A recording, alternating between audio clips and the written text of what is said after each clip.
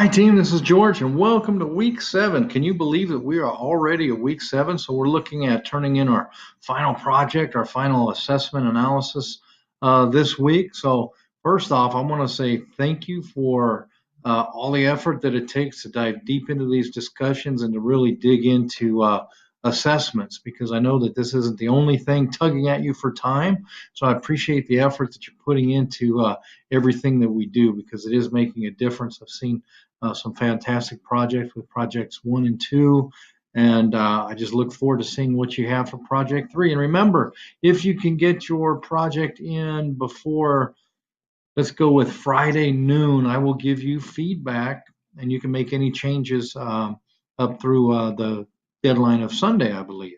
So, if you do post it, please just let me know. Send me an email or a text. Say, hey, I post my final project, and I'll give you feedback. And you can either keep the grade that you have, or you can make any changes and turn it back in. So let's jump into week 7, because this is an exciting week. It's all coming to a culmination. So for any assessment, so as we're done, and I think everybody inherently knows this, is that we need to focus on the why. Why are we creating the training class? Why are we creating an evaluation? And why would anyone else care? Why would anyone else but us care about an assessment? And that is actually, the last statement is kind of what we have to deal with a lot in reality, is we have to create it in a way that is meaningful for others. Because if it's just meaningful for trainees and seeing if our trainers are liked or things like that, like with a level 1, then it really isn't helpful. So we need to focus on the why. Why are we creating the training? Why are we doing an evaluation?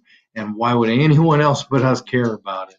And what that leads us to, when we kind of focus on the why, is that leads us to connecting with the receiving organization for the training and connecting with their metrics, if it's important, because it's not always important to go to a level 4 assessment. So when is it important, and why? So, but even if we don't go to a level 4, we can still always connect with the why. So it's really important to continue to do that. And one thing, we know why, but we have to convince others. So to help others learn why they care, is we need to align with the organizational mission, vision, and values and goals. When we align with mission, vision, values, and goals, all of a sudden what we're doing becomes important to the receiving organization.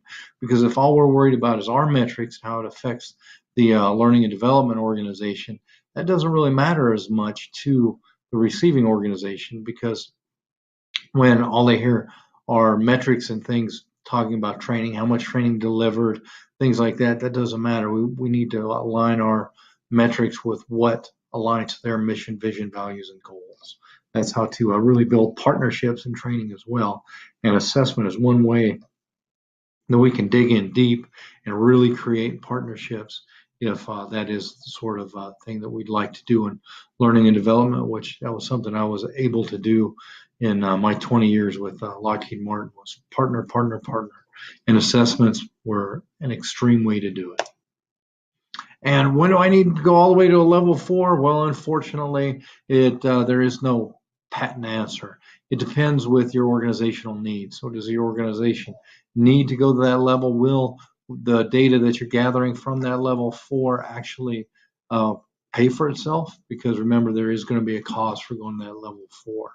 So as we're thinking about this, remember to enjoy the process. And in week 7, let me get over here as fast as I can. In week 7, we have some excellent stuff to do. We're going to be looking at some additional resources. And here's our discussion. In our discussion, we're going to have 2 discussions again. The second one is for peer review. You can post your project 3 and you get peer review, in which quite often peer review is outstanding, because what happens is you get an entire different perspective.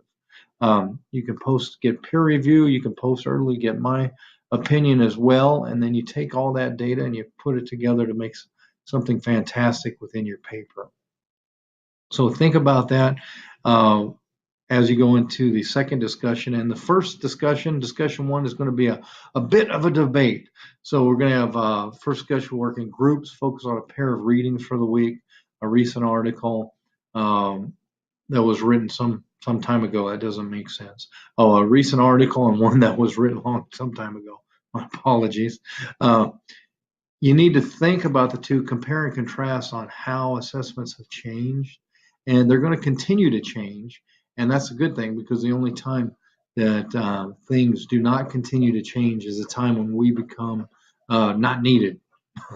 In other words, if anything that we do, if we never change how we do things, perspectives, we look at things, we will soon become irrelevant. And we don't want that. So we want our assessments to be meaningful because that's the whole thing behind it. That's why we put all that effort forward, is for meaningful assessment. So I have really enjoyed our past weeks together. We have this week and then partially next week. So I just look forward to seeing everybody on the discussion boards, and have a fantastic week.